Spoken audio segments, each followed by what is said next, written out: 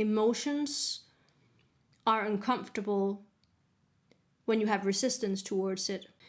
Emotions are uncomfortable because your nervous system tenses up, because you have experienced that certain emotions are not valid, or that it's scary to feel this emotion, or you will be punished if you feel this emotion, or if you express this emotion, something bad will happen, or that you're less lovable or less worthy because you have this emotion.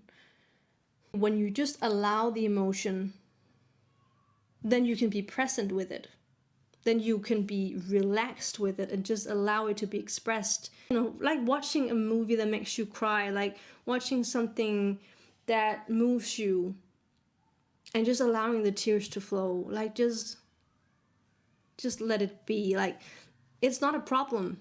You know that it's just a reaction to something, and it's okay to feel it. It's okay to feel like that's who you are in that moment. It's okay to just be that feeling completely in that moment. And the more you do that, the more you'll start to become more trusting that that feeling will not be stuck in you. And even though you worry that it will continue to follow you and you'll be stuck with this feeling and you'll never move through it, those are just thoughts, fears. And when you start to allow it, it can start to flow. And the more it starts to flow, the more you get this new experience of allowing your feelings and knowing every time something comes up that you know how to handle it, you know how to allow it, and you know in your mind that it's gonna pass again and you're still okay. I like to think of the emotions as something physical, because sometimes it's easier to think of it that way, to think of it as a wound. And I get that you feel that that wound is just open and bleeding, and you're losing blood every day, and you're just gonna have an open wound for the rest of your life, and you're gonna struggle with this wound. But the body is intelligent. The body knows what it's doing, and it's gonna, when you take care of it, the wound is gonna heal. It's gonna close up. You're gonna be okay again. You're still okay in that emotion, because the emotion is something that you're feeling. It's something you're perceiving. It is something separate from you. Just like the wound is not who you are, it is something that you're experiencing. And when you notice this, if you have an emotion, especially fear about the future and stuff like that, worrying, the first reaction, or the first thing we start to do is we start to think. Like, we think even more. The anxiety is fear thoughts. The anxiety is worrying thoughts. And we start to think more. And then we get even more anxious. We get even more thoughts. And we try to solve that anxiety puzzle. We start to imagine certain situations, or how am I gonna react if this happens, or what am I gonna do if this happens. It's always this what if. Always living in the future. And the thing is, you're intelligent. And you know how to handle the things that come your way. You can't prepare for it. And it's not gonna be easier for it if you continue to worry about it and try and think it through again and again and again. It's actually much better to focus on how you can relax your body in this moment. The more you do that, the less thoughts are gonna appear. The less worrying, the less anxiety. And sometimes the mind is gonna go like, no, don't relax. You have to fix this, and you have to think about this and this and this.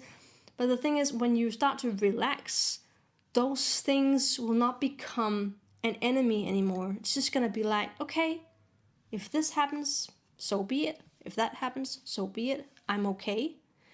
I've been saying something to myself for years when I get these worrying thoughts. It goes something like this. I'm scared. I'm scared that I'll continue to be scared. And I say to myself, well, so what? Bring it. Be scared. I'll continue to be myself. Or, I'm scared I'll continue to be hopeless. Well, so what? Be hopeless. but I'll continue to be myself. And what I mean about this is that the emotions come and go. So what if you have that emotion? So what if you have this emotion? You're still you. You're not that emotion. You're still you. And the way you can be the most yourself is relaxing your nervous system. It's grounding your body. Like it's physically doing something that calms your system. Whether it is taking a warm bath or shower, taking a walk in nature, moving your body so that your breathing becomes more natural, or if it's yoga, meditation, listening to music. Like that's why I like to sing, because the physical sensations of these vibrations in my vocal cords is a physical sensation that can calm me. Everything I do is to physically help myself calm my body, because when I do that, the mind follows. It's exactly like a baby. You can't talk to a baby and tell the baby that it's okay, no need to worry, I'll come in 5 minutes, or food is here in 5 minutes, or whatever it is. You can't reason with it. The baby only needs to feel that physically there's someone there. Physically it is comforted. Physically it is loved. There's someone there. Like when we're scared, for instance, it is the oldest part of our brain that is active. It's a part of our brain that we share with other animals that are not able to understand language, for instance. So we need to physically feel that we're calm. Focus on your sensations. What you see, what you smell, what you hear, what you can taste, what you can feel. And you're gonna be okay.